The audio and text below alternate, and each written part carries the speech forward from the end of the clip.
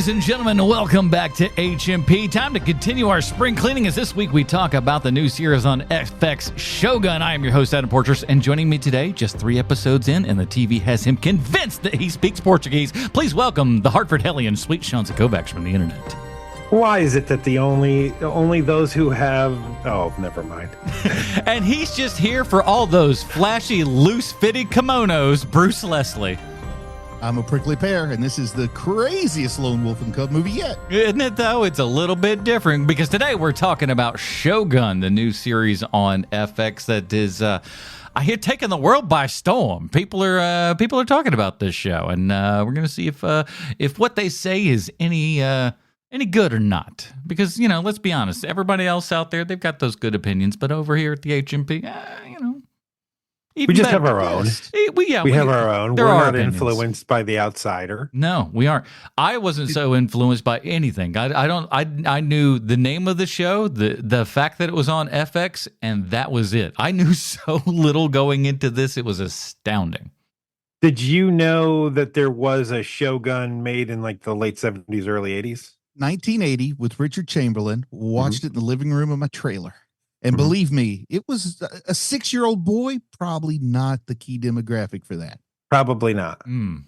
But look at you now, Bruce. Now you're in a 6-wide trailer. The only memory I have of that is pouring the fish guts down in the pit, which they reproduced really nicely here. But to me, that is Shogun, is pouring the fish heads down in the pit. If there's anyone who looks more like an embattled, like pirate ship, like pilot, I immediately think Richard Chamberlain. Yes. Scurvy dog, that one is. But before we get to talking about Shogun here and everything, we do have to say a big thank you to the people that support this show over at patreon.com/HMP. Those awesome people get pre-show, post-show, Dinger Zone. And this week's Dinger Zone, supporting Dinger Zone, everybody. And we're going to need some help from our people over at patreon.com/HMP who listen to that Dinger Zone. If you've got ideas and stuff, throw them our way. We always kind of like those and stuff. So, I'm being vague on purpose. Yeah. And those of you who listened, give us your 2 bits. What you think? We'd like to hear the 2 bits from this because those people help sway the ship of the HHMP. Yeah, I mean the HMPers also at one point named the Dinger Zone. So maybe help out with a name. Yeah, that would work too. Very true. So we got a lot of stuff going on. Patreon.com/HMP. We really appreciate all of those fine folks. And go listen to our boys over at the All American Spook Show podcast. They support us over here at Patreon as well. And let me tell you something. They reviewed Skinamarink this week. And I hated Skinamarink. Yeah, that's what you mean, right? Yeah, Skidmark is the name of that movie as far as I'm concerned, because that thing is a piece of garbage, son. And I was so happy to hear them but they do when they're not just crapping on the movie the entire time. And here's the reason why I want to tell people to listen to it, because if you've seen that movie, you know that it's just a lot of shots of like blurry carpet and you're hearing like public domain cartoons going on in the background. That's the majority of that movie, by the by. But they read the plot on this episode and everything, and it is like, oh, there's an interesting movie here. Why did they show me that movie? It's like they couldn't afford the movie that they were. I was going to say they explain everything that happened just to the left of where the camera's centered. It's weird though, because like everything in there, you just go like, yeah, that happened. I remember seeing that. You remember seeing all of those things, but they're so disparate and weird and strange that you don't add any of them up all together. So I go listen to their podcast. It's a fun one. They, like I said, they talk about that and of course rate it and stuff. And it may not quite go where you might suspect. And that's the one with the 2 kids who are afraid, right? Yeah, stuck in a house or something. Yeah. The windows and doors and all this other stuff. All American Spook Show. It's like, yeah, Donnie and Josh are very afraid. Yeah, don't lock those guys up. And of course, why don't you email us over at hearmoviepodcast@gmail.com if you just want to say hi. Please do. I got to tell you, All American Spook Show is a great name. It's a great name. Great name. I've always loved that. I've always loved that name. They have excellent taste. They had me on as a guest once. Oh, yeah. So not that great. So, they had all of us on as a guest, Sean. Oh, wait a minute. That's true. they definitely have poor taste. If you two are a fan of poor taste, check out the All American Were Spook we Show on podcast. their show for real? We did a joint show. Remember? Yeah. Oh, okay. There was like seven people talking at once. That's right. I It was remember. awesome. Oh, it could be even. What was the movie we talked about? Dr. Giggles. Oh yeah. Was it really? Yes. Oh, wow. You're like a person with childhood trauma. You have blocked the heck out of that. I almost I remember the only thing I remember about that show was that I was trying to give Adam crap because he didn't introduce them at the top Yeah. of the show. And so we're like 15 minutes into the show and he goes, "So the guys from the All American Spook Show." And I said, "Who?" like to try to give Adam crap. And they took it as me being a jerk, which I am a jerk, but not for this one moment. I was remember trying to that give now. Adam hell. And those guys were like, "Yeah, exactly." It was like the time that Adam Carolla, as a joke, said he'd never heard of Jim Brewer, and Jim Brewer took it personally. Who? Oh Jim no, Brewer, who's that that guy? sucks. That sucks if I'm in Adam Carolla's camp right now. Yikes. I've always fancied myself more of a Jimmy. Hey, start squinting for me. Hey. Oh, in the there book you I go. never wrote, Adam Carolla took your gig from you, sweet Shanzi. All right, ladies and gentlemen, let's get down to it. Here's the IMDb plot line for Shogun. As we all know, IMDb 100% correct in everything they say and or do. An account of that is that's not the right thing. So Oh, I didn't fill that part in, but I did fill in the part that it was written by, based upon the novel by James Clavell, created for TV by Rachel Kondo. This is her first outing, so who's she kissing? I'm just kidding. And Justin Marks, you know what I mean? I don't know. I do. Yeah, you do. Justin Marks, who did Top Gun Maverick, not too bad. But wait a minute, hold on. Yeah, he also did the Street Fighter Legend of Chun-Li, and the 2016 Jungle Book. So, hey, they all can't be winners. Is Rachel Kondo the person who told you how to like clean up your apartment? That's what I thought, but she's not. This is the only thing that this lady is credited for. I think that's Marie Kondo. Maybe that's her sister. Oh, that'd be great. I don't want to be Is like she that guy, how much but- joy does this bring you? Yeah, throw away the toaster. It doesn't bring you joy. This toaster does not bring me joy, Chuck. I have so little joy. I need that toaster for bath time, if you catch me, Marie. She like the weird rolling of all the clothes. That just seems like so much more work. Yeah. Yeah. And they're going to get wrinkled. Wrinkled That's is how all I get did it out. when I went to Madagascar. Yeah, I mean that's like I do that crap with like gym clothes and stuff like that. But stuff you want to wear someplace, what are you doing? You're just balling it up and just cramming it into a drawer. It's like, but it looks like it's nice. It's Honey, got colors. Honey, unroll my tuxedo. We've got an affair. Your tuxedo would be Bruce. Let me tell you, if you have not yet invested in one of these, this is what you need to do. You of all people, get one of those, those Elmer Fudd tuxedo ones where the little flap goes up and everything. If you don't have one of those, I don't know what you're doing with your That life. is an old school Dickie. Yeah, you need You that. gotta Even you with gotta the have some string. sort of hidden button in the suit too, that at any That makes time it go that somebody flap. says something shocking, you just press the button. That and the bow tie spins. Ooh, two buttons.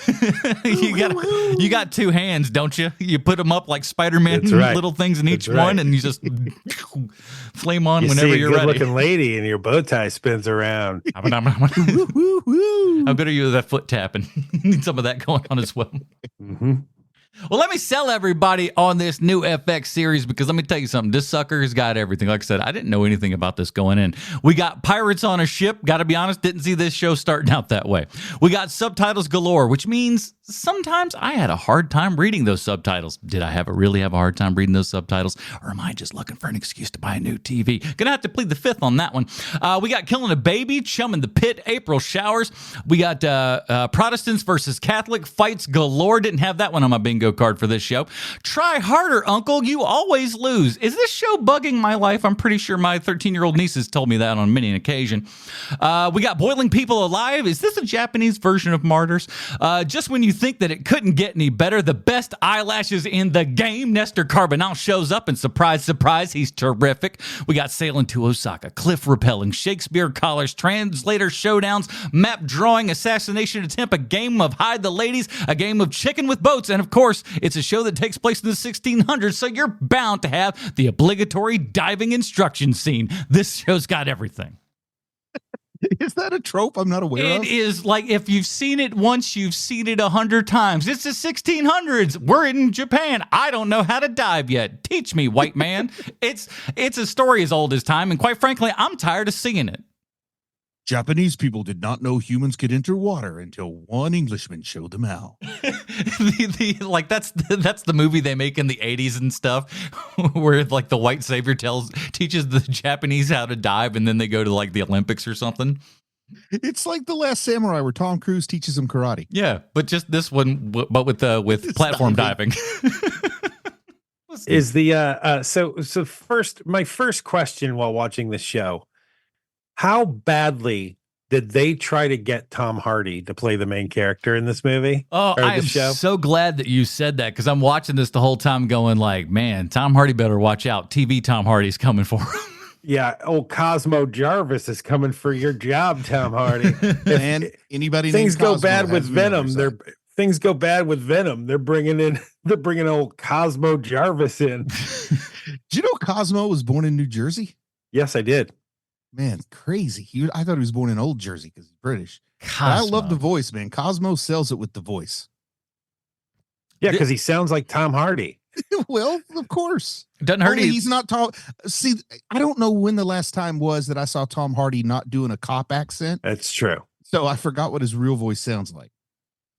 It's true. It's like Peaky Blinders version of Tom Hardy here. Mm-hmm. Oh man, I'll be right back. I'm gonna go watch Peaky Blinders. Speaking of, it's not a bad idea. That's not a bad show. Although, like, I know this is going to seem like sacrilegious to some people, but like, maybe too many seasons of that show. Maybe too many seasons of that show. Well, I'm gonna check out the first season because I've never watched it. Oh wow, you're gonna like it. You should see it. Still haven't seen Fargo yet. Ooh, well, let me put it to you this way: first season is great. I'm really coming around. I think fifth season of Fargo might be the best season. I think it might be. I think about it a lot. I do. I really do. Because I'm like, man, that is the prettiest show. Like, it's even prettier than this show, which is gorgeous. Yeah, that was one thing I was shocked about this show, is that it's like they spent money on this show. They did too. It is crazy. Who's the Boss really hit its stride in season 9. Mm-hmm. You wait till it gets good.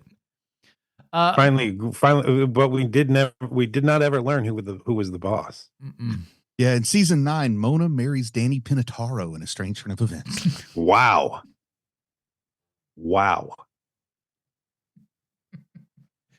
All right. So, again, I had no clue what this show was about. I had no idea that we were getting in. I didn't think it would be a pirate show as much as it was. That was kind of surprising and surprisingly a delight. You didn't read the 1,200-page novel that this show is based on? I didn't read a darn word. I knew the word Shogun. If there's any younger people out there, they need to know that Sean and I grew up at a time when a 1,200-page paperback would be at the checkout aisle of the grocery store because Shogun was there, and it was true. Like this. It was like the size of a box of cereal. Yeah, it was enormous. And then something your mom would read at the beach in like 2 days. And this is going to go by 90% of our audience, but I can remember being a kid and being very, very upset because Shogun was getting a miniseries, and for some reason I had it in my head that it was Shogun Warriors that was getting a miniseries, and the fact that it wasn't. Talking about a bait and switch. Oh man, I was so mad. Some old gay guy shows up on my screen. I'm like, this is not Shogun Warriors. Get out of here. This isn't even Tanzor Z. So yeah, I had like zero expectations going into this thing. Didn't know nothing about it, and quite surprised. I didn't know like all the religious stuff kind of threw me for a loop. I didn't. I have pretty much zero memory other than the fish heads of the old Shogun. So I had no idea that you needed to have a decent knowledge of the timeline of the English Reformation to understand this. Because this happens 200 years before, and everybody's Catholic. Mm-hmm. Yeah, that's where I'm like, this one of the things that I really that this show secretly is a show about manners. because no one is ever saying what they mean when they speak. Specifically, with the exception of Blackstone. Blackstone is basically the dumbest character on the show. I love him though. I love dumb guys. And he's the main character. Well, he's one of the main characters of the show, and he's the white guy who doesn't know anything about Japan and blah blah blah blah blah. But everybody else on the show, they never say what they're thinking. Like you figure out what they're saying because it's like it's a society of manners and cleanliness, and so basically you're watching like Pride and Prejudice just with an Asian backdrop to it. And it's kind of like, it took me a long time to care for that sort of thing on this show, because I started watching this without, like, I watched like the first I watched the first episode and was like, oh, that was really slow. Like, that was a really slow episode. It's beautiful. I'll get around to it if I get around to it, to watching this thing. And so I kind of just kind of let it fall by the wayside, because it is a very slow show. It's why they do the Game of Thrones trick on this show, where like, we are going to show you something horrific, and then we're going to get back to the manners. And that's kind of what the show is. I think Game of Thrones is a really apt comparison. This is Game of Thrones without fantasy elements, which I would think appeals to you, Sean, because it does. The fantasy elements totally were your least favorite on Game of Thrones. You are right. But I love this setting. I love feudal Japan, stories and I've never actually been to feudal Japan, but I love stories that are set there. Manners and honor and rigidity, is a hallmark of that time period. We even see that by the way that things proceed on Lone Wolf and Cub. And the whole point of that film series is Lone Wolf says, screw your manners, I'm going to hell.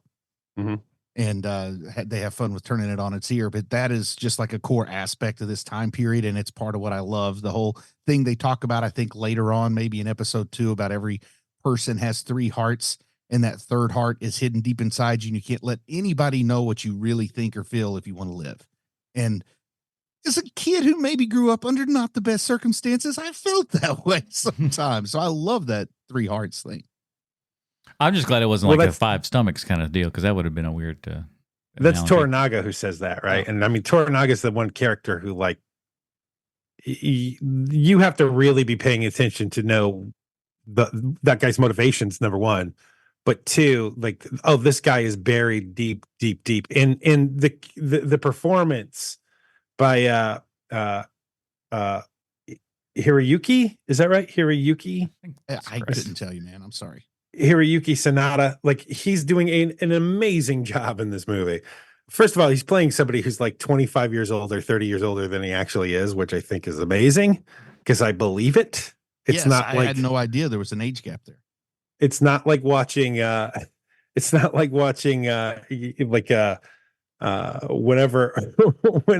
oh, what was that movie again?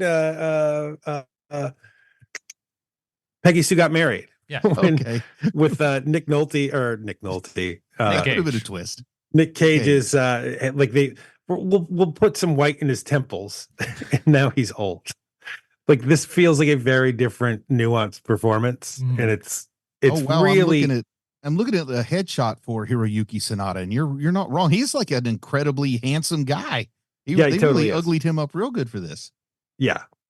Well, I mean, I don't know about you, Adam, but the first time I ever recognized him as like, oh, that's a guy to watch out for, is in Sunshine. He's great in that.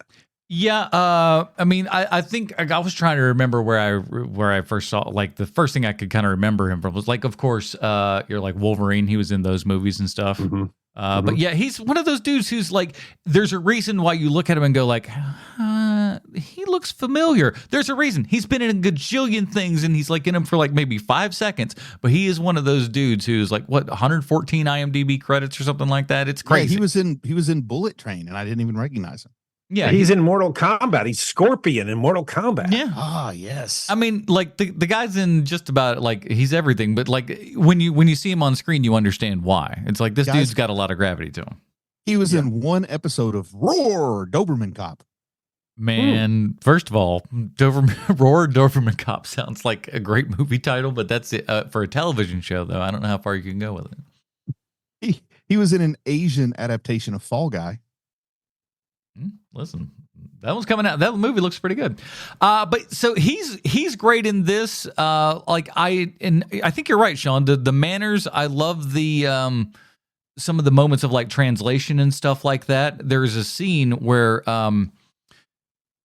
they go through and they have a translator in the middle of it, but the way that it's shot is goes through, and she's, we read each sentence as it's kind of going through and having that translation, and then we get to the point where the actor is just looking at the screen saying his lines, the other actor is saying his lines, we're reading his lines, and we're not having to listen to the interpreter. It's as if, we just cut all that junk they're having a space conversation out. back and forth. It's right? really great. And there's a couple of, there's obviously movies and stuff that do like neat things like that, like your like Hunt for Red October, your Valkyrie, stuff like that, where they'll start with like an English thing and then translate over, and then just like, this is how it kind of works now. And we do the same thing obviously with Portuguese for this. So we're just like, okay, listen, Portuguese is going to be English. It's going to be tough enough to sell Americans on reading subtitles in their shows to begin with. We can't have them reading it for the entire bloody time. They'll completely tune out. So can we get some English in there, please? And when I look at how the ratings dropped between the first two episodes and the third, I think they may have served a larger audience if they had skipped the subtitles and given us the conceit that we can understand the Japanese people in English unless they're talking to like Blackthorn or something, and then they could speak in Japanese. Like, I think using more English would have been good for this, ratings wise. Ola McTiernan. Yeah, I mean, what do you think, Sean? I mean, because to me, that was part of the thing that kind of when I initially saw it, and when we had like the obviously English speaking actors at the beginning who are actually Portuguese, in the parlance of the show and everything. But as that's going on, I was like, oh, so there's going to be a lot more English in this show than I figured. And then when we see all of how are they going to deal with the language of the other folks? And then when we get there, it's all subtitled. I'm like, it feels like that's correct. I think anything today, it's tough unless you do like that, like you said, that specific kind of McTiernan sort of thing. You're not really. It's tough to do that these days, though, because everybody's like, it's not authentic. You're whitewashing them or some bullcrap like that. Well, I mean, keep like what people are going to think about it aside. Like, just make your show or make your movie. Like, don't worry about that. Number one, to me, like make the what you think the best version of this is. For me, I think that they're doing it. For my taste, they're doing this correctly, right? The problem is that the reason why they're having all this drop off is because it takes work to watch the show. Like, you can't just passively watch the show where you're messing with your phone and you're playing games on your phone as you're watching TV, because you won't understand what's happening. I think that a lot of people were turned off by that when they're watching the show. But here's the good news, is that this thing is going to be one of those shows that's canonized forever. Like if they continue on the path that they're on, like, unless it's a real horrific ending, like Game of Thrones ending, where it's just so poorly done that everyone just forgets about the show, then you're going to have something that for years to come, people are going to be saying, well, like a great miniseries, like Shogun. And, fortunately for Shogun, the story is complete, so they don't have to make up their own ending like Game of Thrones. Right. So I take some of the hate away from D&D as time goes by. But yeah, they as I've said countless times previously, like, it is not their fault. They did set me up. They did set me up to expect chowder buckets with the first episode, and I did not spot nary a bucket in the next two episodes. It's true. And so that's when I thought they were really going Game of Thrones, because Game of Thrones gave you robust chowder buckets in the first 5-6 episodes to get the pervy crowd hooked. The robust buckets, as it were. It's cliche for a reason. I think that I'm sorry, I should say sake buckets to be more respectful. Yeah, that would make more sense. The thing that this show has for it is that you can tell that the people who are making it love the source material, and the people who are on the show are basically the best version of the characters that you can get, right? So, like, I think that they clearly tried to get Tom Hardy for the show. They couldn't get him, so they got his his Mexican equivalent. His non-union Mexican equivalent.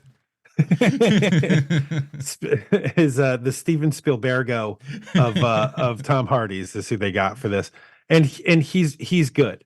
They like you, but you bring in Carbonell for the Portuguese version of him. Yeah, and you guys are probably not at all shocked that that's my favorite performance in these first 3 episodes. I love what Carbonell's bringing. He's so good. Well, he comes in at the perfect time, right? Because things are going so slowly by the end of the first episode of this show that when they bring him in, it's like a shot in the arm when he shows up. Mm-hmm. Rodriguez, yeah, and he's just got great attitude. He talks 100 miles a minute. You don't really know if he's a good guy, bad guy, which means he's probably somewhere in the middle.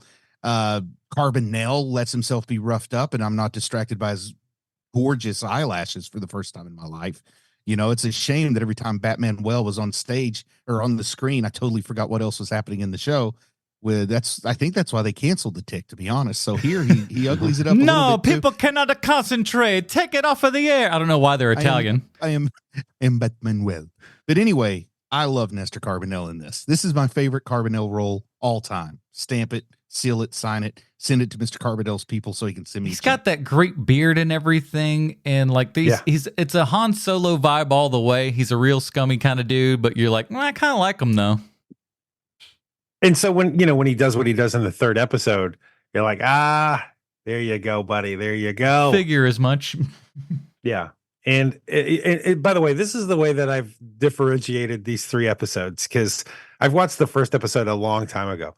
And so in my head, as I'm driving back to my house today before we're recording, I'm like, okay, so you watched 3 episodes of this show. Well, how do you differentiate the 3? So episode 1, the pilot, there's a guy who gets peed on, and there's a guy who gets put into a stew. So that's part 1. They literally melt a dude in the first episode. Let's talk about that for half a second, because first of all, crazy and wild, love it. It's insane. But it taught me, slight spoiler alert, but it's the idea of like a movie like Martyrs or something, where like this guy just like he's obsessed with like the moment of death and as things are going, which I thought it was odd that he's not looking at it while waiting for that moment. He's just kind of listening to it. And boiling the man alive is not the most disturbing thing, because apparently in feudal Japan, if you speak out of turn, you have to go home and watch your infant get murdered. Yeah. Oh my gosh. Talk about some crime and punishment. What a way to start the show too. So it's like, all right, welcome to the show. We're going to kill baby now. I'm like, what? Dostoevsky's got nothing on this Clavel guy. Holy crap. We're off to the races here immediately, aren't we? It's very, So do you guys know what the episode name of this first episode is? Welcome the Anjin? No. Oh, I thought it was something like that. It's just chapter 1. It's just Anjin. Mm-hmm. Which is Japanese for? It's like the white person, right? I don't know. I think that's Gaijin is a foreigner, so I don't know what an Anjin is. Anjin, well, they say in the show, they tell you what an Anjin is in the show. It is Japanese for pilot. Okay. So they named the first episode Engine, which just tells me not only are these people smart, they're also clever. That is very, very clever. So many of the ones that are just called pilot are just called pilot. Where it's like Lost Pilot's just called pilot. Okay. Which kind of makes sense. It took me, Adam, saying that to understand why you said this was clever, Sean, because I am not at my cleverest at the moment. I felt like I had to set it up a little bit because I was like, maybe Bruce isn't getting this. That is so very, very clever to me. So right. So first episode, that's how I know. There's the guy who gets melted, and there's the guy who gets peed on. That's episode 1. Episode 2, guy who gets peed on makes a map in the sand. And the second he makes that map in the sand, I'm all in, baby. Now we got a show. Now we got a stew going, because oh man, when he separates, they had a stew going in the first episode. In the first episode too, yeah. So when he separates out the map, this is Spain, this is Portugal, Japan is in Portugal's part, and they're like, wait a second, so the Portuguese own us? And he's like, yes. I know that you don't want to hear this, but yes. And I'm like, oh my God, it's on. I love it. By the way, we got paperwork that says we do own it too. And it's just like, what? Okay, sure. I would love to just show up at somebody's house, knock on the door and say, look, Me and my friend made some papers up, and I now own this whole side of the street. He owns the other side. Oh, so you've heard of the government's eminent domain laws? Oh, I wish I could take that back. So Adam wouldn't. It's true though. They just go like, well, listen, your house is where an interstate needs to be. It's our house now. Here's $100,000. Sorry, it doesn't equate to what your house is worth. Bye. Well, you know what the story is with that, Adam, is that if they're offering you money because they're going to build a highway through where your yard used to be, you take the first offer because it's going to go down. It's not going to go up. Yeah, unfortunately. Now here is something though that maybe I missed something. Maybe there was a time lapse. Blackthorn had his wig on. Cosmo had his wig on. And then they show him getting his hair cut. And then his hair is very fashionably cut. I like the cut. I wish I could get it. But a beard sprouted. Like, was that a really long time he was getting his hair cut? Because I felt like he had no beard, got the haircut, and then the beard sprouted. Well, when you take the hair off, you got to have a place to put it, right? So you just kind of glue it right there going to the face. They mastered the hair transplant in the 60s. Oh, it's like Nick Cage. Yeah. Just do it good. Make it and all he looked pointy. like a very dark-haired Stephen Amell to me when he first popped in with that very handsome haircut and beard. But then the more they get him wet, the more you look at him, it is Tom Hardy all day long.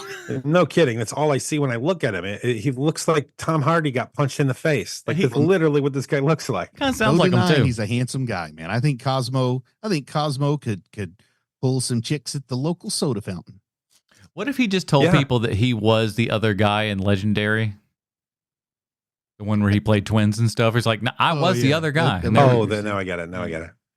I was both that's of them. That's the movie about the Greys, right? Yeah, and the one nobody saw that movie. It was like out for like 3 seconds, and then they were just like, because they keep making that. It's like the Robin Hood of like where like they just keep making the same movie over and over and over again. What are we doing? He's a bad boy. He is.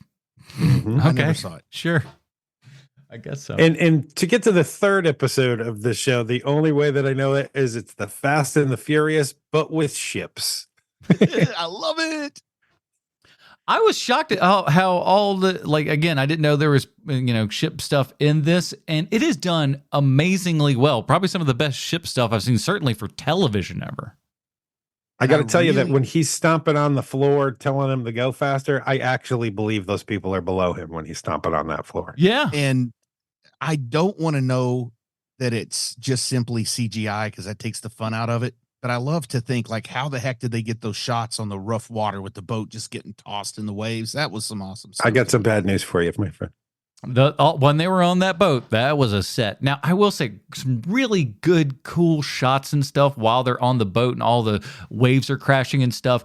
Like, I noticed a really good wave crash dissolve, if you will. This wave comes over, hits the thing, and then as the wave decedes down and everything, we're into the next shot that's like on the floor. I'm so mad at myself. I didn't notice that. It was so good. And I'm just like, man, cool. They know what they're doing over there. That's what clever boys. I call that slick editing. I was just like, dude, they're good job on you. And that's one of the things where there were just so many times in this where I was just like, oh, they're making a lot of smart, interesting decisions for a show like this that I don't think you normally would. Man. It does. I'm a sucker for it. I'm a sucker for the image, the the visual aspects. Yeah. Now, there was a question you asked in our text chain there, Sean, that maybe it's time to address that to Adam now. Oh, right. So, Adam, what? I mean, I just don't want to say up for the kill. That's okay. I'm trying to be a better co-host, as we all should try to be better co-hosts.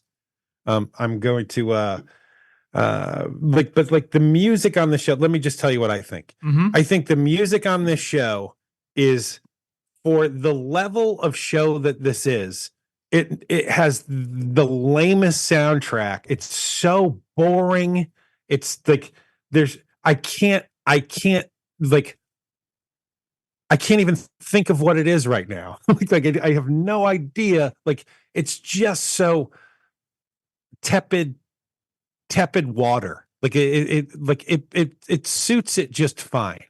But it is, there's nothing to recommend it at all. Like, there's nothing where you're like, what, like, wow, I'm really into this because of the music. Right? Like, there's no moment like that in the show. Bruce, so what do you think of it? Well, Sean, I hate to call you the ignorant person you are, but Oh, wow. Atticus Ross has won a couple of Academy Awards at this point. Well, look, I know Atticus Ross is behind this, and I know who Atticus Ross is. But I'm wondering if maybe because he's so overworked, because his filmography now, within since The Social Network, he's probably worked on 150 different movies since close, then. Yeah. He might be out of ideas. I think you are correct in as much as there's no kind of overall arching theme within certain things, and that would be nice to kind of I'm sure Game of Thrones had this at some point where you're like, oh, you're over at this house, it's kind of this vibe. You're over at this house, it's kind of this vibe as far as music and stuff goes. So there's nothing here that kind of at least jumps out and differentiates like that early on, at least. I at least found it suspenseful enough and, lively enough. And it didn't feel like, not placeholder, but kind of junk filler score. That's what I mean. I didn't feel that. That's the perfect explanation for it. It is junk filler to me, it feels like. There was to the point where I literally looked it up because I was like, who is in charge of music on this show? This is awful. And I was blown away that it was Atticus Ross. Maybe he just needs Trent Reznor. One small point, I think in episode 2, where some industrial synth came onto the scene, and that was the one part of the music I thought was interesting. Wow. The rest I found entirely forgettable. Yeah, I'll have to go. I'm I listened enough, and I thought it was, it's serviceable, but certainly nothing, stands out. But I wouldn't go as far as call it abominable. My goodness. I don't think so either, but it really is the weak link of the show to me. I think the actor, the acting is great. The writing is spot on. I think that I don't see where they're cutting corners on the show, and maybe it just might. Well, no, you don't bring in Atticus Ross because you're trying to cut a corner. No, that's I need to pay somebody some money. So yeah, right. I mean, the photography on the show is great. The set dressing on the show is great. I can't see where, what to me, the only weak link is the music on the show. I would have liked it if they pulled in a Japanese composer for this to kind of make it feel a little more authentic. Toho has some great composers. I mean, did you have any problems with the music in Godzilla -1, Adam? It's not like. The only thing that I truly remember is kind of your more overheavy Godzilla theme and stuff, which was great. It sounded really good from what I remember. But then again, I mean, that's already kind of an established thing. That's more of a compositional and mix kind of thing, I suppose, at that point. But I don't remember any of the other kind of original stuff. No complaints. No complaints. Yeah. Godzuki -1. Godzuki -1 would be hilarious. First of all, if somebody ain't drawing that, and I can't believe that's the first time something like that's just been thought in my head. Good job on you, but Godzuki -1 would be hilarious. This is a Saturday morning cartoon show for kids. Not so much the score, but the soundtrack could have been Baby Metal. That would have been authentic. Meh. Sound-wise, though, some good stuff. I love when all the flaming arrows and stuff came by. A lot of kind of swooshing by the back of your heads and stuff like that. Real cool. And again, I one of the cool parts about this, and I like the setting where we're at kind of the 1600s here. We're in that era where a lot of the world has kind of been discovered, but still not quite. Not everybody knows about everything. And I like how both sides each look at each other as if they are kind of the lower form of everybody. And it's just how people look at outsiders and stuff like that. And again, all the politicking and games and stuff that's going on. And we mentioned Game of Thrones. This feels like it is that built for somebody who likes that kind of stuff. That kind of here are the politics of these things, and we throw in a couple of cool, awesome battles and stuff where things are bloody. Maybe they it's FX, so they're probably not putting in as nearly as many chowder buckets, but still get enough of everything else that you're looking for. I think I don't sit there and go maybe there could be a little bit more gore, because there's one scene where they behead somebody, and it's just kind of there's a pillar that's in the way, so you don't really see it. So I mean, not that I'm gotta see a head fly off, but if you're in for a penny, in for a pound, says I. Oh yeah. But there are a couple of scenes. I do like the random head flying off as he's walking by. That was a pretty nice effect. It caught me off guard. Oh yeah. But there are a couple of scenes though, and they're meant to be shot this way, but like it feels like it's a little bit more boring. Where there's just some of the sword fighting and stuff seems like a little stilted as far as like the camera work goes. The choreography and everything is fine, all that works and it's there, but the camera kind of just sits, and it doesn't sit in a fun way, where it's just like letting you just kind of go, Yeah, we could have used some cuts as opposed to just staying wide, you know? The shots do feel mostly like old-fashioned single-camera tripod setup. I don't see a whole lot of tracks being laid down. No, I don't, and that's what I'm saying. I don't need that. That's certainly not what I'm asking for here, but just, I don't know. It's the way they shot it on purpose, clearly, so I'm just kind of nitpicking. I want to thank you guys, because prior to being on this podcast 10 years ago, I'd have no idea what any of that meant that I just said. Hey, listen. It's always about growing and learning more. This has been my film school, people, so you can thank Adam and Sean for the quality of Werewolf Fighter. Where's our credit in the movie, by the way, for our creative? Thanks at the very end. No, a creative consultant is what I think we were both aiming for. I'll at get this you on the point. sequel. So, yeah, thank you. For heaven's sake, just get us up on the craft service table, and that's all I want. So again, I was shocked at how cool this show was, but you're right, Sean. It's a show that I think would work better on that week to week basis for sure. Watching this thing in a couple of couple in a row and stuff could drag on you for sure. And this is one that you need to go watch that, and then the nice little recap at the beginning of that next episode going, hey, remember what happened last time? Let's give you a quick refresher here. We've gotten that down to a pretty good science these days, so good on you, television, for getting all that crap together. But they give you that little, okay, previously on, you're back into it, and then you can kind of continue on with that story. I think that's definitely the way to go with this, because if you get into that, like, watching 2+ of these, you're gonna get turned off real fast. And it is to a lesser degree than Game of Thrones, but I do like the way they're setting up multiple enemies. Like, are we going to see civil war and infighting? Is it going to be the Japanese versus the Portuguese? Is it going to be the English against the Portuguese? I don't know enough about the story to know where it's going, but I'm assuming what's going to happen is Blackthorn's going to help unite the Japanese folks to fight the Portuguese, but it might not be that way at all. It might be just a total cluster. So I'm kind of excited to see where that goes too. They're doing a good job in my mind of setting up multiple potential conflicts.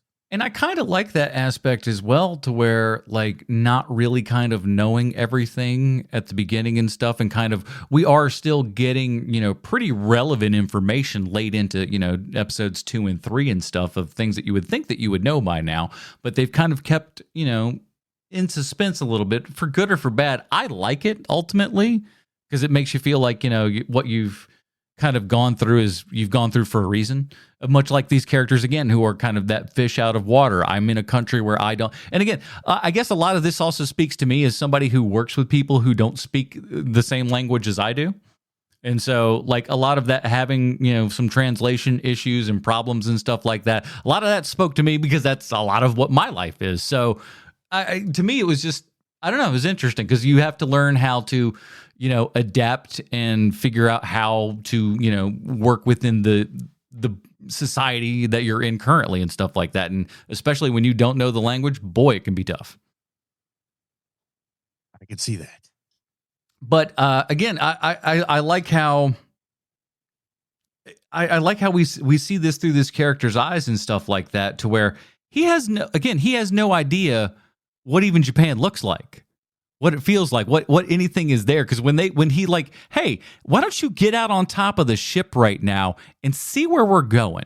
Because we don't even think that you understand where we're even headed right now. And the look on his face is like, okay, I was not expecting all of this. He was expecting, like I'm sure that they expect over in America, just this kind of like, rustic rural civilization that, is, barbaric, as they say. I mean, he sounds like he plans on conquering Japan with one boat, a couple of cannons, and some muskets. He clearly underestimated the threat. It's like when your friends are like, oh man, this kid at the school across town, Billy, he's really been talking trash about you. We're going to set up a time for you to fight Billy. And you've never met Billy before, but you think you can kick his butt till he's like 6'9" and has 3 arms or something. Yeah. It's like, oh, I didn't know we were doing this. You know what, Billy? You're right. I am garbage. But that was a really, and again, a great way to show the perspective of everything and just the scale of what we're kind of dealing with, going in that shot from over the boat all throughout like Osaka there, just going up to the main headquarters and stuff and just going like, oh, this thing is sprawling, is nothing like what this guy thought it was. And nor do I think that they, truly understand what, his country is like and stuff. So that to me is really cool. And again, like Sean said, when that map comes out and you're just like, oh, you guys think this stuff. And I like how Portugal's nowhere near Japan.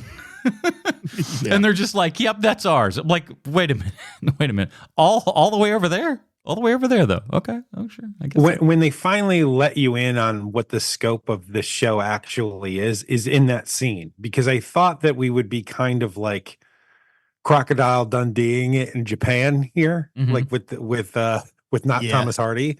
I was expecting a little Last Samurai, too.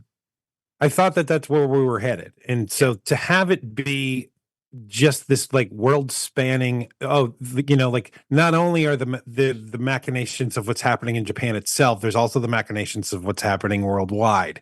And so that's going to have a thing on where the show ends, and I think that there's something once that happened, once I realized that, oh, we're not going to be stuck in this one town for the entire show. It really expanded the whole thing for me, and it made it far more interesting than just fish out of water in Japan. He doesn't know how the Japanese work. Isn't that funny? Like, I thought that's what we were going to be dealing with. Thank heavens he's not going into like, bars and stuff like that and having ordering something and it'd be completely weird and, just no thank you. We don't need any of that. You call that haggis? That's not haggis. This is haggis. Not where I come from. I like all the translators. I like the fact that we've got different levels of them and stuff. The guy who's like, he's obviously speaking back, and what he's speaking back is very simplified, very easy. So like he does know, but he's not super fluent in everything. We've got, people that will kind of speak for you, but not exactly speak for you. And then people that will do. I just thought that whole just idea of like, like who do you trust and, do you trust what they're saying back to you and stuff like that. And again, that's what's cool about today is because I have Google Translate on my phone. So when I have a problem with my staff and we can communicate back and forth with each other. Thank God we have like, magical telephones. That well, huh? Oh, it's amazing, bro. I didn't know that it worked that well. I really love how they show the unreliable translator here too. I mean, we get that a couple times and that's great. And of course, like that's one of the like really kind of subtle things about the show that I enjoy. I enjoy a lot of the subtleties of the show. One of them being that Toranaga doesn't trust the Portuguese translator, so he brings in his own girl. Like that is so subtle and clever. Look, he is very mistrusting of anything having to do with the Portuguese. That I find that kind of bigger than a bigger deal than the show will ever let on. This show exists outside of what they're showing you, and I find that very cool.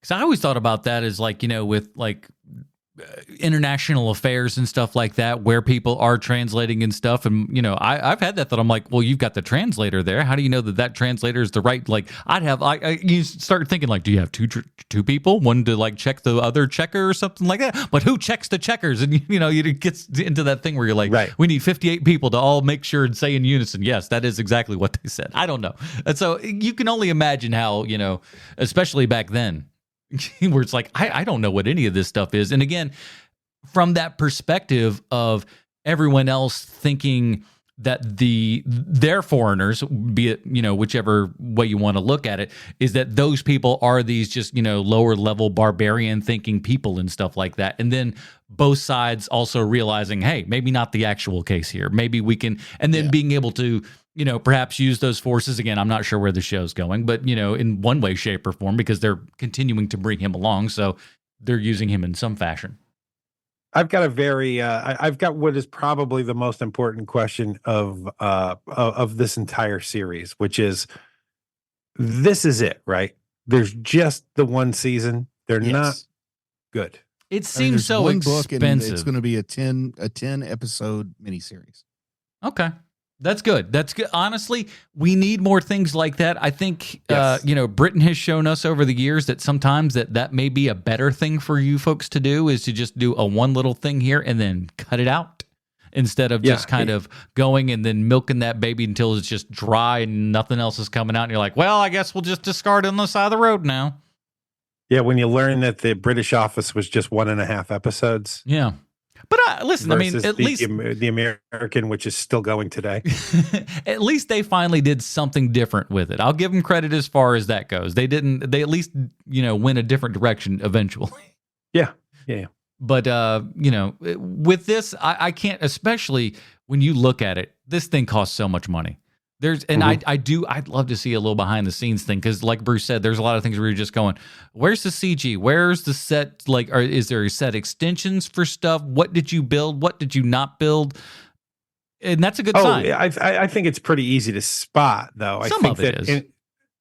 I think that for the most part, anytime you're seeing the cityscapes, well, clearly. Well, yeah, you're like I said, that big kind of tracking shot in there. They didn't build the whole flipping, Japan, Osaka. Modern day Tokyo does look different than it's depicted in this show. No, listen, that's just exactly as it was. They have a historical preservation society over there that's pretty strict. Let me tell you, they do. They did build out a lot, though. Like, I'm surprised by how much they actually did build. Like, there's a lot of actual scenes and sets on we're show. not just like outside, right? There's there's craft to even what they're doing outside. Even there's they're dressing this joint up. They're on the Lone Wolf and Cub back lot.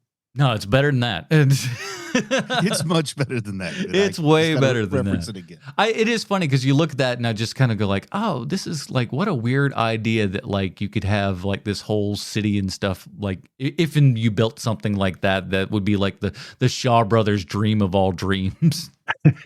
Just going like, oh my God, look how good all of this looks.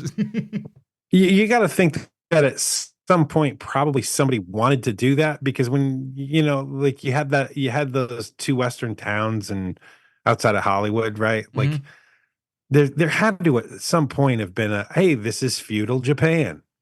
Well, I mean, they had to have had that. I mean, they did it. The Shaw Brothers Studios had a whole bunch of cities and stuff that were all kind of their go-to. You'll see a lot of sets were used in those movies. Yeah, did they have a backlot? Yeah, it was a whole backlot. Mm-hmm. Oh, they did. Oh, yeah. Where was this at? Hong Kong, I'd imagine. Okay. But I wasn't familiar with the Shaw Brothers, so I was. Oh yeah, so they trust me, they were like, it's the Shaw Brothers logo looks like the Warner Brothers logo, kind of for a reason. They're kind of like the Warner Brothers of Japan in a lot of ways. They have a reproduction of Akron and Dayton. This is where a guy gets kicked in the alley in The Godfather. It's just the same thing. We just dress it different here.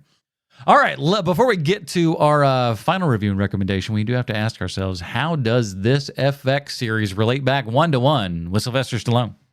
Why, thank you, Adam. I have a prepared statement. Oh.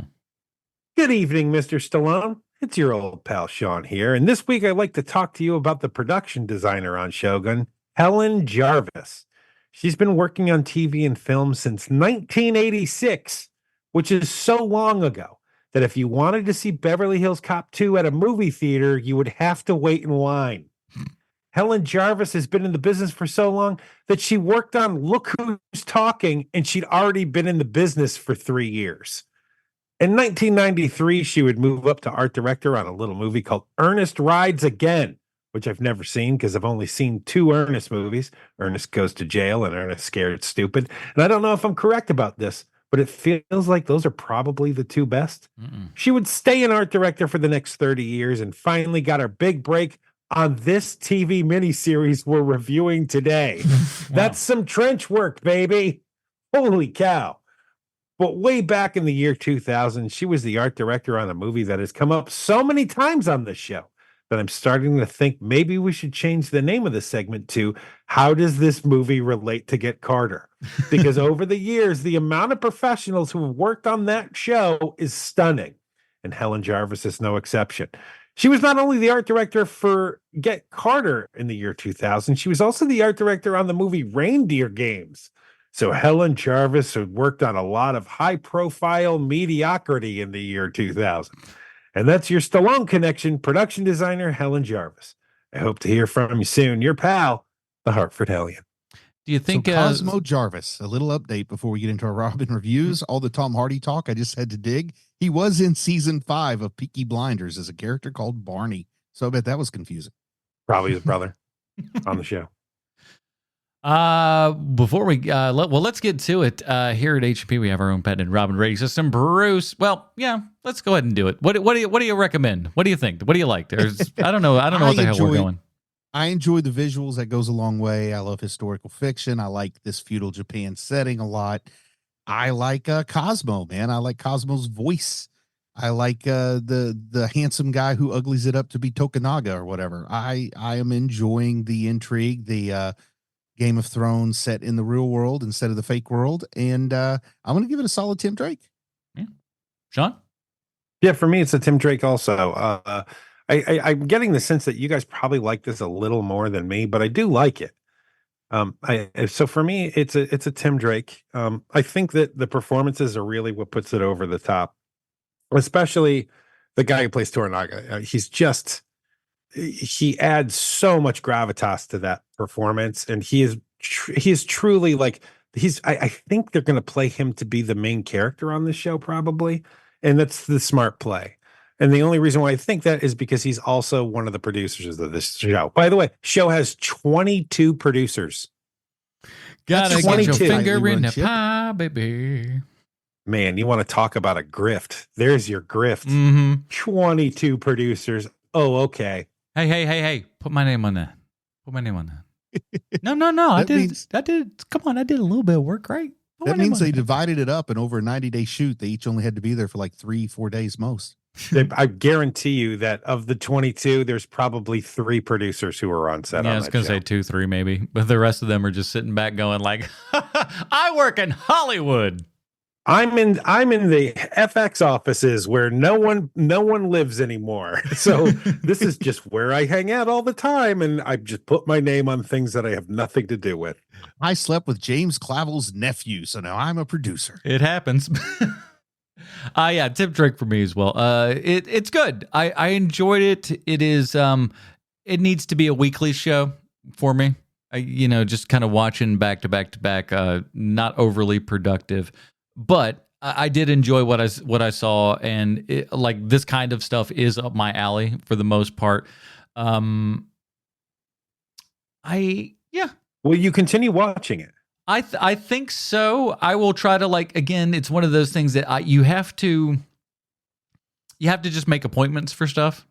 Sure, because if I don't do that, I won't do it. But what did we say? There's only 10 episodes in this bad boy? I believe there is just the 10, yes. And it's just going to be that one. See, that alone gives me a little bit more hope that I'll actually go and do it, because it goes, all right, listen, I got 3 out of 10. We got a couple more, no big deal. Next thing you know, you're finished. So to me, that's fine. And I would like to see where this is going, because it is intriguing enough to get that for me. So we'll do that. All right, that is also because I just want to check in. We haven't talked about this for a really long time. How many more episodes of Shadow Man have you seen? Oh my! What was that? Oh, Nightman. How many? Man? Not any. How many? No. Well, I mean, you didn't make the promise that you were absolutely going to watch more episodes. Oh, okay. Of this Sorry, I thought you were asking me. I was no.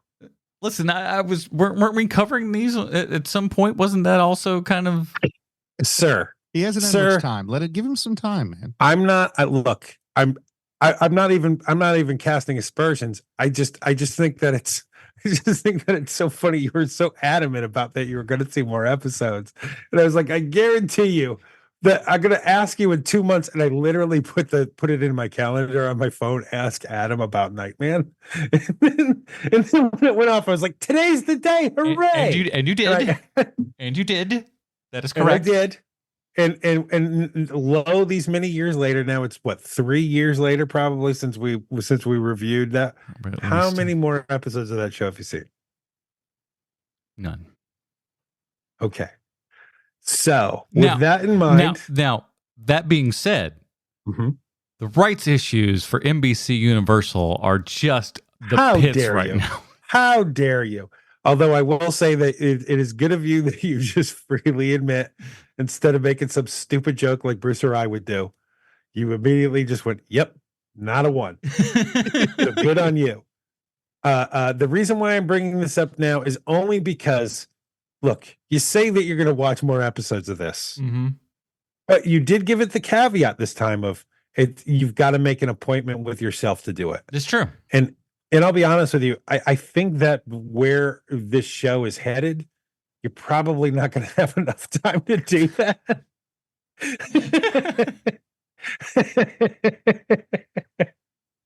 Unfortunately, he's laughing so he doesn't start crying. Well, I can't talk about it. We'll talk about it off of the main show. yeah.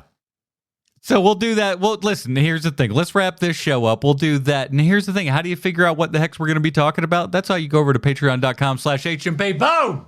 That's how you do it, everybody. And you help to support the show as well. And if you do it at any time, you know when you should do it? This week. You know why? Because the next show, the next show is my birthday show when the next show comes out. So say you love me, but go to Patreon, or at least tell somebody. And as such, if we can, I certainly like to try to review a decent, what we might think would be a decent movie on my birthday time, because I don't like to watch bad crap on my birthday. I'd like it to be good if at all possible. And I think we may have a winner. Because next week, starting on Friday, Late Night with the Devil, the new movie starring Dave DeSmalchin, his first starring role and everything, is going to be hitting Shudder. It was out in limited release a couple weeks ago and everything. So some people out there have seen it, but you can wait and see it and join us next week when we talk about that. In the meantime, Bruce, where can we find more of your work on the internet? Werewolf Fighter is back on YouTube. You know, I had it down long enough for the festival obligations, and now it's back up, and you can check it out. So go to Bruce Leslie, or anime. What is it? YouTube.com/Bruce Leslie or @AnimeDad on YouTube there, and you'll find it. Or just type in Werewolf Fighter on YouTube, and you'll find it. But go check it out. It's back up for public pleasure. If you haven't pleasured yourself publicly to it yet, please do so. And or click the YouTube link there in our show notes. Sean. Hey, when is the Acolyte coming out? Do we have any idea? June or August. I don't know why I think either one of those things. Perhaps I'm right, perhaps I'm wrong. I'm pulling them out of my butt as we speak. So whenever the Acolyte comes out on Disney Plus, we are going to have a brand new 30 question show called The Acolyte 30 Questions. And look, I'm not going to make a promise with you. I'm not going to promise that the show is going to be awesome, because it's still during that phase of we got to have a new Star Wars every year, and so the results vary on that show, on those shows. I would go so far as to say most of them are bad. However, I'm willing to give the Acolyte a shot. Yeah. I don't know if I would have been able to give it a shot right after I watched Obi-Wan. Yeah, if it would have came out right after Obi-Wan, I think 30 questions would have just been shut down. 30 questions Star Wars shut down right there, because it's just like, no, we aren't doing this anymore. But you gave us a little time to heal. Snowpiercer. You gave us time to heal, and that was nice. Thank you. Yeah, and thank you for Andor. Yeah, that also kind of brought things up a little bit, so good on you there. You know, it's kind of the problem with all of these Star Wars properties is that there's so many of them now that, like, every time you're like, I don't want to see that. I think that the Star Wars shows on Disney Plus are garbage. Someone always has to say, and sometimes that person might even be me, but what about Andor? What about the first season of The Mandalorian? What about almost all of the second season of The Mandalorian? And then people are like, yeah, those are cool, but what about Obi-Wan? And I'm like, oh, you got me there. And that's when you turn silent 180 degrees and then just walk out of the room and never speak to that person that's again. A good move. Because you just like, I've been defeated. That's I cannot be here anymore. Goodbye. That's a good move. Also good move, walking out of a situation backwards, flipping double birds. Yep.